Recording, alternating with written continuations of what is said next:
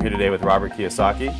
He is the best-selling author of Rich Dad, Poor Dad, which has been translated into more than 50 languages and is the #1 personal finance book in the history of the world. Thank you for joining us today, Robert. Thank you. If you did not have the Rich Dad in your life, what would you be doing today? It's hard to say if I didn't have my rich dad because as a young kid, starting at probably about the age of 5, 6, 7, 8, 9, I really wanted to be rich. So I think number one is desire, and then you naturally seek your role models and teachers. And in my lifetime, I've had multiple rich dads. My rich dad was my best friend's father starting at the age of 9. And then today, I still seek mentors and wise men and wise women because that's how you get wiser, is by hanging out with smart people.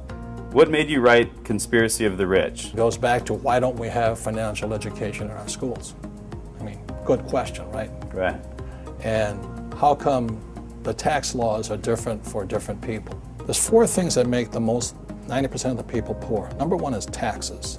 2 is debt, college loans, house loans, car payments, credit cards. 3 is inflation. Everything goes up because taxes go up. It's not because things are more expensive, it's taxes. If I have to pay more taxes, I have to pass that on. And the 4th thing that makes people poor is a retirement plan. That 401k or the IRA or their SIP. I don't need a retirement plan because all of my assets produce income.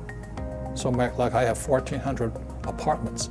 Every month I get a check. Why do I need a retirement plan? I have 8 oil wells. Every month I get a check. Are there some people who should play it safe and do the traditional route and just pick up a house, pay the mortgage? That's probably the most dangerous thing you can do today. What's happening in the Western world? In America, we're going to become a third world nation, rich and poor. That's it. The middle class is being wiped out. So the people in the middle, whoever's left in there, will be the ones paying the taxes, the debt, the inflation.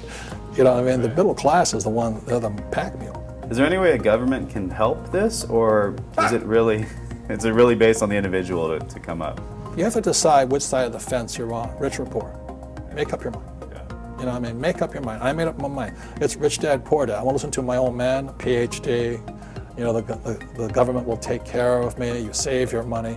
And as you're saving your money, the Federal Reserve is printing trillions of dollars. How stupid can you be? And invest your money for the long term in a well-diversified portfolio of mutual funds. Send it straight to Wall Street so that they can pay their brokers $10 million a year bonuses. How stupid does a person have to be? Wake up. Do they teach you that in college level economics or no? Hell no. Are you kidding me? Absolutely not. By design.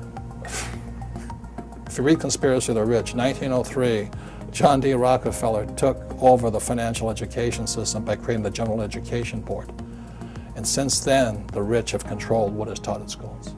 When you and your wife were living out of your car, how did you remain so confident that you would be able to accumulate enough wealth to not only retire rich, but young as well? Well, confidence comes from discipline and training. I think one of the best things that happened for me was I kept flunking out of school. And I realized it wasn't school that was a problem, it was a lack of discipline.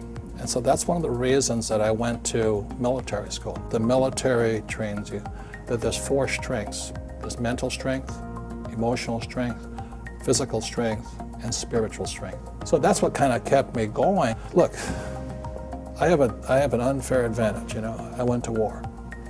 And at war, I'm alive because other guys died for me. When you see stuff like that, how can I quit?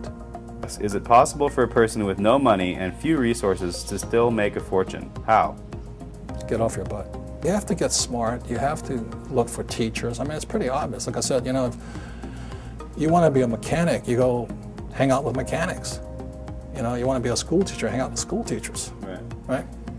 It's really simple. And it takes determination, discipline, drive, correction. Can't quit.